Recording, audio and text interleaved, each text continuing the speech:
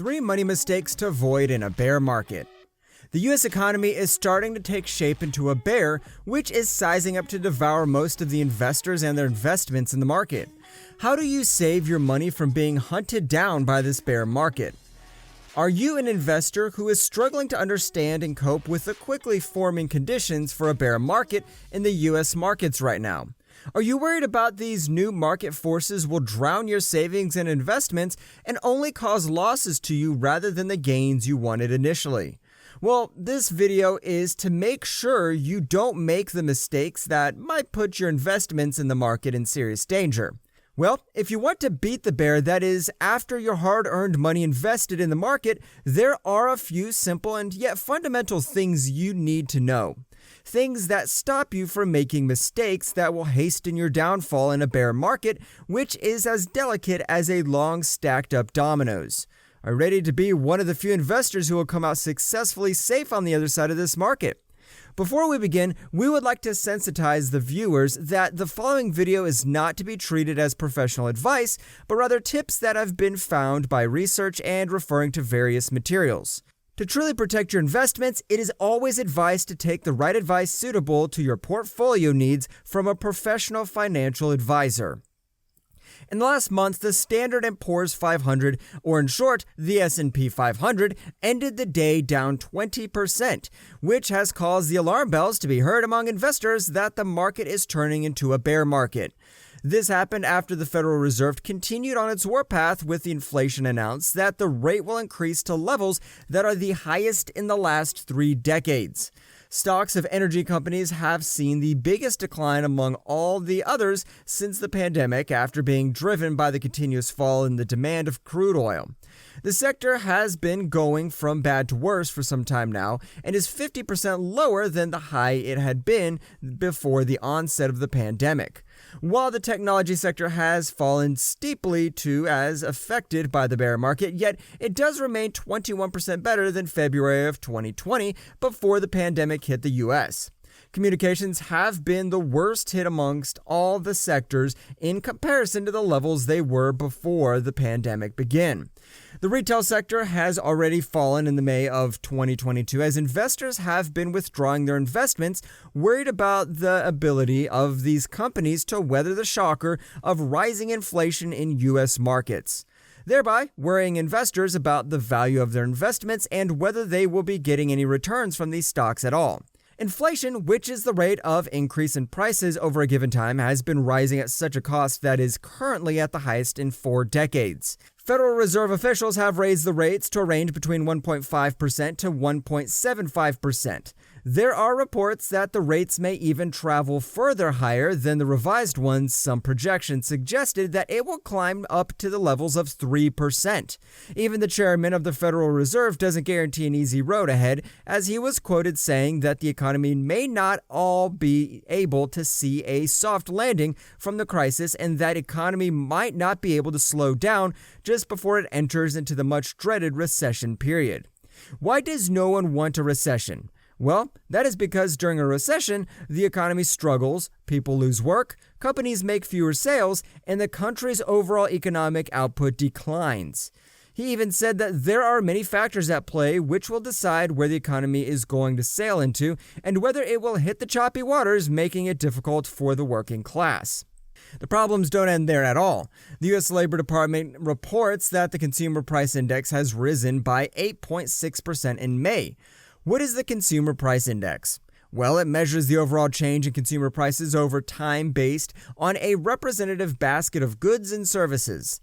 The CPI, as it is the most widely used measure of inflation, closely followed by policymakers, financial markets, businesses, and consumers.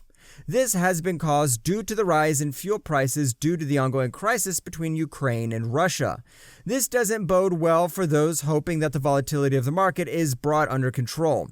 Expectations that there is going to be a higher rate of interest and that it will continue to rise have allowed for the contraction of bond markets in the last few days. In just 5 days, there have been a rise of 0.7% points in the 2-year Treasury yield, which according to the analysis by JP Morgan Chase is the largest increase it has seen for 40 years. While things don't look hopeful yet, and there may be trouble ahead, one thing that any investor needs to know is that the economy has not entered recession yet. There is a lot of debate still on whether the country will enter recession or not, and it remains to be seen how things progress.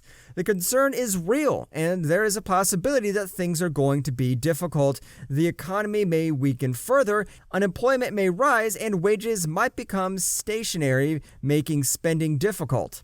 As an investor, this will mean many things, and it can cause a less than ideal situation. You might be uncertain and questioning the viability of many important financial decisions that you may need to take shortly. Questions on new investments, older debts, and the household spending on your daily needs in the rush to retreat to safety and in the process end up making mistakes. Here are the following 3 mistakes that you need to be sure not to make in the bear market of today. Number 1, avoid selling due to fear of a bear market. Now, you might think that the situation's hopeless and there's no way out. The option you have in front of you is to cut your losses and sell off the financial securities you have in your fund. Might seem the most logical way after all. No one wants to get burned, and you might be okay with cuts and bruises.